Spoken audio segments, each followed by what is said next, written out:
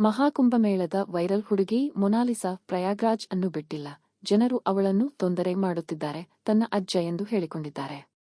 Mona Lisa ಹೊಡೆಯುವ ಕಣ್ಣುಗಳ ಚಿಕ್ಕ ಹುಡುಗಿ ಮಹಾಕುಂಭ ಉತ್ಸವದಲ್ಲಿ ಇಂಟರ್ನೆಟ್ ಸೆನ್ಸೇಷನ್ ಆಗಿದ್ದಾರೆ. ಕಳೆದ ಕೆಲವು ದಿನಗಳಿಂದ ಸಾಮಾಜಿಕ ಜಾಲತಾಣದಲ್ಲಿ ಚಿತ್ರವೊಂದು ಸಂಚಲನ ಮೂಡಿಸಿದೆ. ಮೇಲಿನ ಫೋಟೋದಲ್ಲಿರುವ ಹುಡುಗಿಯ ಹೆಸರು ಮೊನಾಲಿಸಾ.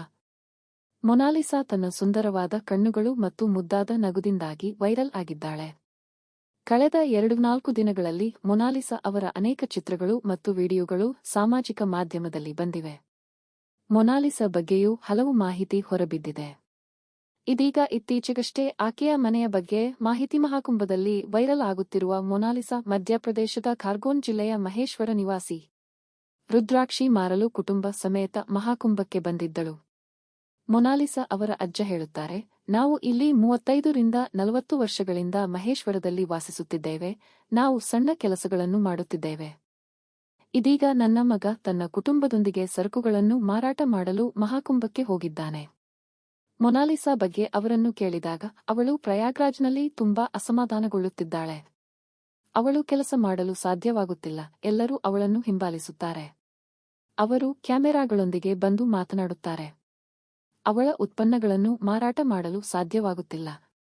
ಇತ್ತೀಚೆಗೆ ಮೊನಾಲಿಸಾ ಅವರು ಕೆಲವು ವಿಡಿಯೋಗಳಲ್ಲಿ ರುದ್ರಾಕ್ಷಿಯನ್ನು ಮಾರಾಟ ಮಾಡಲು ಸಾಧ್ಯವಾಗುತ್ತಿಲ್ಲ ಏಕೆಂದರೆ ಜನರು ತನ್ನ ಕೆಲಸವನ್ನು ಮಾಡಲು ಬಿಡುತ್ತಿಲ್ಲ ಎಂದು ಹೇಳುತ್ತಿರುವುದು ಕಂಡುಬಂದಿದೆ.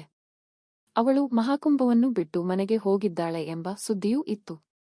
ಆದರೆ ಮೊನಾಲಿಸಾ ಇನ್ನೂ ತನ್ನ ಮನೆಗೆ ಬಂದಿಲ್ಲ, ಅವಳು ಮಹಾಕುಂಭದಲ್ಲಿದ್ದಾಳೆ ಎಂದು ಆಕೆಯ ಅಜ್ಜ ಹೇಳಿದರು.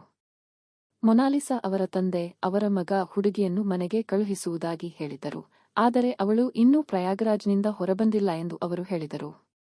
ಮೊನಾಲಿಸಾ ತನ್ನ ತವರು ಮನೆಗೆ ತೆರಳಿದ್ದಾರೆ ಎಂದು ಈ ಹಿಂದೆ ವಿವಿಧ ಮಾಧ್ಯಮಗಳು ಮತ್ತು ಸಾಮಾಜಿಕ ಮಾಧ್ಯಮದಲ್ಲಿ ಕೆಲವು ವ್ಯಕ್ತಿಗಳು ವರದಿ ಮಾಡಿದ್ದಾರೆ. ಇಂದಿನ ಡಿಜಿಟಲ್ ಯುಗದಲ್ಲಿ ಸಾಮಾಜಿಕ ಜಾಲತಾಣ ಎನ್ನುವುದು ಮ್ಯಾಜಿಕ್ ಸ್ಟಿಕ್ ಇದ್ದ ಹಾಗೆ. ಸಾಮಾಜಿಕ ಜಾಲತಾಣ ಎಂಥವರನ್ನೂ ಕೂಡ ರಾತ್ರಿ ಬೆಳಗಾಗುವಷ್ಟರಲ್ಲಿ ಜೀರೋದಿಂದ ಹೀರೋ ಮಾಡುತ್ತದೆ.